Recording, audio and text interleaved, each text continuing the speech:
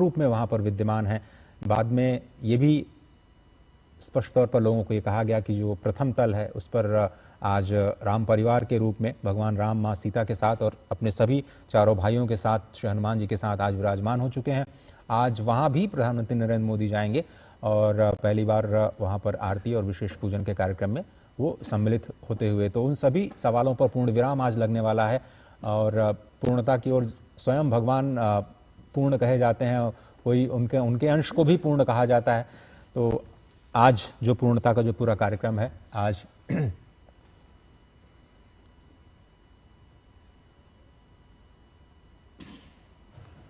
और सप्तर्षि मंदिर के साथ साथ शेषावतार मंदिर के भी दर्शन के लिए आज प्रधानमंत्री वहां पर उपस्थित रहेंगे और ध्वजारोहण के कार्यक्रम की हम सभी को प्रतीक्षा है, जिसके लिए संपूर्ण विश्व आज प्रतीक्षा कर रहा है उन अद्भुत क्षणों की। और इस वक्त आप देख रहे हैं अभिनंदन कार्यक्रम के साथ ही इस पूरे समारोह की आज शुरुआत हुई है और करीब 3-3.5 घंटे का वक्त प्रधानमंत्री नरेंद्र मोदी आज श्रीधाम अयोध्या में बिताने जा रहे हैं।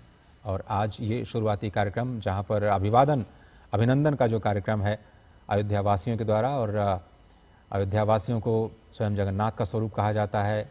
वैसे तो हर प्राणी मात्र में हम भगवान के ही दर्शन करते हैं और आज उसी भारत की सनातन संस्कृति की एक झलक आज आपको धर्मपथ पर इस वक्त इन तस्वीरों के माध्यम से सजीव प्रसारण के तौर पर देखी जा रही है, जिसका प्रबंध दूरदर्शन परिवार प्रसार भारती ने खास तौर पर संपूर्ण विश्व के लिए किया गया है। अयोध्या के लिए आज बहुत ही शुभ दिन, बहुत ही अद्भुत दिन।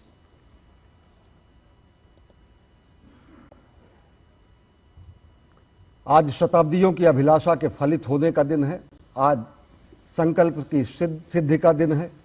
आज कोटि कोटि भारतीयों की मनोकामना पूर्ण होने का दिन है। आज मंदिर निर्माण के औपचारिक संपूर्ण होने का दिन है। आज जनमानस में हर्ष और अजेय अयोध्या में उत्कर्ष का दिन है और प्रधानमंत्री नरेंद्र मोदी पहुंचे हैं अयोध्या धाम। अयोध्या धाम में अभिवादन स्वीकार कर रहे हैं, जनमानस अभिनंदन कर रहा है।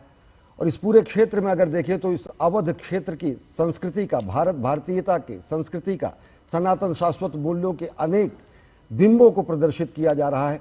यहाँ पर नृत्य है, यहाँ पर भगवान की लीलाओं का मंचन है। अलग अलग मंचों से अगर स्थानीय नृत्य का वहाँ पर प्रदर्शन किया जा रहा है तो ये लोगों का उत्साह से अतिरेक हो जाना है कि वो पुष्प वर्षा करके प्रधानमंत्री का स्वागत कर रहे हैं। अवधपुरी समप्रिय नहीं सोऊ, यह प्रसंग जाने को अति प्रिय मोह यहाँ के बासी, मम धामदा पुरी सुखरासी।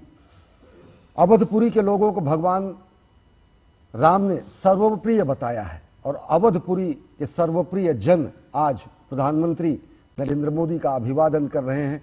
प्रधानमंत्री नरेंद्र मोदी के लिए सौभाग्य का क्षण है। अवधपुरी में उमड़ा ये जनज्वार, जन समुदाय पुष्पवर्षा करके माताएं, युवा, तरुण अंगड़ाई लेकर खड़े हैं, क्योंकि आज नया इतिहास रचा जा रहा है। दिव्य भव्य नव्य मंदिर पर ध्वजारोहण है जो अब से थोड़ी देर बाद संपन्न होगा और ये संपन्न होगा औपचारिक रूप से मंदिर निर्माण की संपूर्ण प्रक्रिया की। मंदिर निर्माण की संपूर्ण प्रक्रिया में भूमि पूजन करने का भी सौभाग्य प्रधानमंत्री नरेंद्र मोदी को मिला। बाल विग्रह की प्राण प्रतिष्ठा के साक्षी प्रधानमंत्री नरेंद्र मोदी बने और आज ध्वजारोहण कार्यक्रम के भी साक्षी होंगे। ध्वजारोहण प्रधानमंत्री नरेंद्र मोदी करेंगे भगवान श्री राम के दिव्य मंदिर पर। तो निश्चित तौर से ये मंदिर के संकल्पना के साकार होने का ही दिन नहीं है, ये सत्यमेव जयते का उद्घोष है, ये यतो धर्मस्ततो जयः का उद्घोष है, ये श्रमेव जयते का उद्घोष है, ये सामाजिक सांस्कृतिक सार्वभौमिक सनातन शाश्वत मूल्यों का उद्घोष है, ये भारतीयता का उद्घोष है। और वह उद्घोष जो वसुधैव कुटुंबकम की बात करता है, सर्वजन हिताय की बात करता है, सर्वजन सुखाय की बात करता है, विश्व बंधुत्व और विश्व कल्याण की बात करता है। और उसी में अयोध्या के श्रीधाम अयोध्या के स्वर्णिम अध्याय में एक और अध्याय जुड़ने जा रहा है जब ध्वजारोहण कार्यक्रम संपन्न होगा। हाथों में तिरंगा और भगवान श्री राम, जय श्री राम का उद्घोष। इस वक्त पब्लिक अनाउंसमेंट जो एड्रेस सिस्टम है श्रीधाम अयोध्या में रामधुन चल रही है और सभी लोग प्रधानमंत्री नरेंद्र मोदी का स्वागत करते हुए नजर आ रहे हैं। प्रोफेसर साहब हमारे साथ बने हुए हैं, प्रोफेसर मक्खनलाल। प्रोफेसर साहब, भगवान श्री राम के इस मंदिर निर्माण के साथ प्रधानमंत्री नरेंद्र मोदी की जो आस्था और तपस्या जो जुड़ी हुई है, उसको एक इतिहासकार के तौर पर आप किस तरह से देखते हैं और आज के दिन को आप कैसे याद करना चाहेंगे?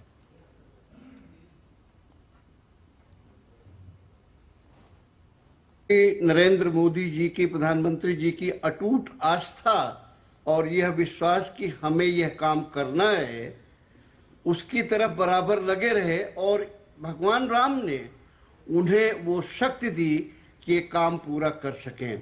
क्योंकि पिछले 50 वर्षों से मैं खुद भी साक्षी हूँ इस बात का। लेकिन एक बात भगवान राम के ही गुणों को, भगवान राम के ही चीज़ों को चरित्र को लेके मोदी जी की बात कहना चाहेंगे। आप लोग काफ़ी देर से कह रहे थे कि भगवान राम सबके लिए समान हैं और भगवान राम के लिए सब समान हैं। आप मोदी जी की बात जरा कल्पना कीजिए, सबका साथ सबका विकास, सबको हम साथ लेके चलेंगे, हमारे लिए कोई भी अलग नहीं है, पूरे देशवासी सब एक हैं। वो जब ये कहते हैं कि हम जो है राज्य के संसाधन सबके लिए हैं, जो वंचित हैं हम उन्हें देंगे, हम अपनी व्यवस्था करेंगे, भगवान राम का ही ये स्वरूप था। जो वंचित हैं उनकी व्यवस्था करना राजा का काम है, प्रजा खुद पार्टिसिपेट करके उन्हें दे। और विश्व बंधुत्व की कल्पना भी भगवान राम ने की, जिसको मोदी आगे बढ़ा रहे हैं। तो मैं मोदी के इन कार्यक्रमों को सिर्फ मोदी के राम मंदिर के बनने के जुड़ाव से ही नहीं देखता, बल्कि राम का जो चरित्र है, राम का जो स्वरूप है, राम के जो आदर्श हैं, मोदी जिस तरीके से उसे आगे बढ़ा रहे हैं, एक तरह से आगे आने वाले शासकों के लिए, आगे आने वाले लोगों के लिए जो व्यवस्था से जुड़ेंगे, उनके लिए आदर्श स्वरूप भी स्थापित कर रहे हैं। हमें हमेशा ध्यान रखना पड़ेगा कि भगवान राम ने कभी ये नहीं कहा कि देश की अर्थव्यवस्था पर, देश के संसाधनों पर किसी एक का अधिकार है, उनका सबका अधिकार है। ये सारी चीजें जब हम एक समग्र रूप से देखेंगे तो आप ये पाएंगे कि भगवान राम के प्रति मोदी का समर्पण और भगवान राम का मोदी की तरफ इतना आशीर्वाद स्वरूप पूरा जो उनका अनुग्रह है, वो उन्हें एक कर देता है। दोनों को मैं अलग अलग नहीं देख पाता कभी कभी। जी बिल्कुल, इसे अति कहा जा सकता है, लेकिन हमेशा एक बात ध्यान रखिएगा, राम के आदर्श क्या थे और मोदी आज किन आदर्शों पे चल रहे हैं। क्या वो आदर्श भगवान राम के आदर्शों से अलग हैं? बिल्कुल अलग नहीं है। और शायद यही वजह है कि आज हमारा देश कहाँ है।